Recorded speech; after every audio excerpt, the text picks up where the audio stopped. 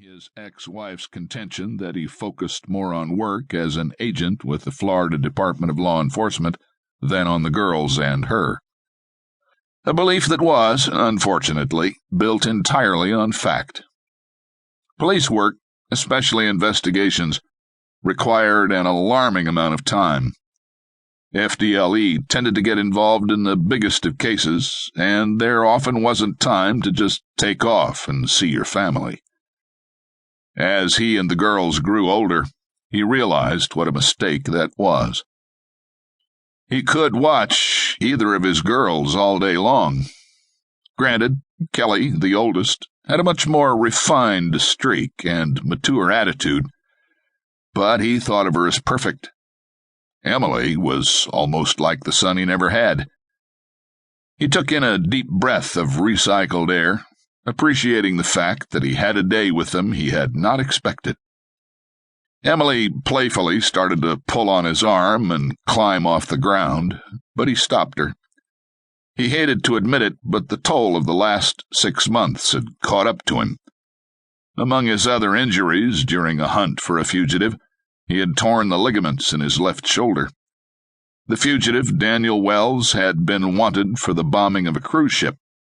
Tasker had allowed him to slip through his fingers once, and, determined to catch him, had made an ill-advised leap into the back of Wells' speeding pickup truck.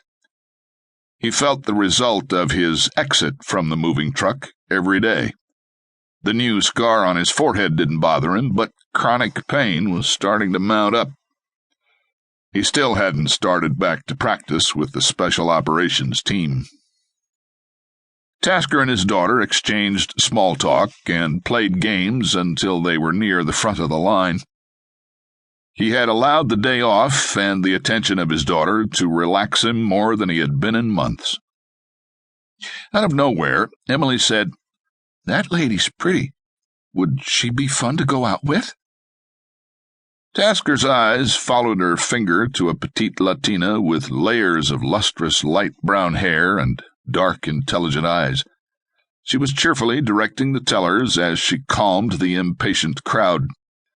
Tasker noted that she had a touch too much makeup, then caught himself. That picky attitude might explain why he'd been celibate for almost 6 months. He had to admit he'd been lonely due to this shitheel critical attitude and the fact that he was still hung up on his ex-wife. "Why would you ask that, beautiful?" She shrugged her tiny shoulders. "Mom goes out with Nicky sometimes. Kelly and me want you to be happy, too." He ruffled her hair and smiled. "I am happy. You guys make me happy." "But she'd make you happy, too, wouldn't she?"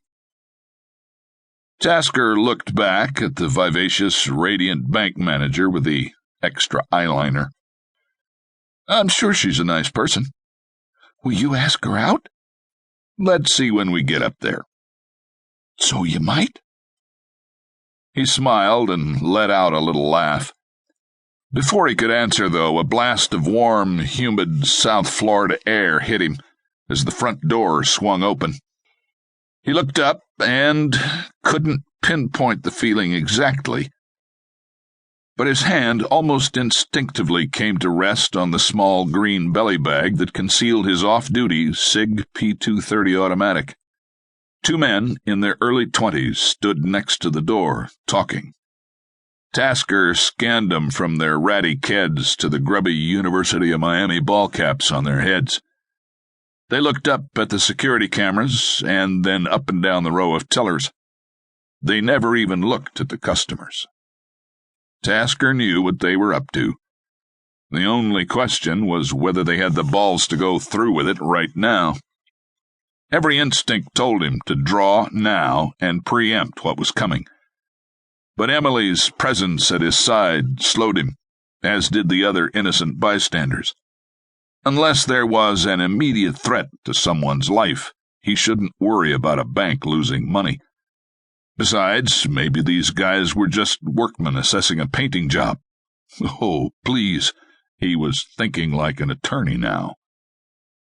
His heart rate picked up as he watched the 2 men, dressed in jeans with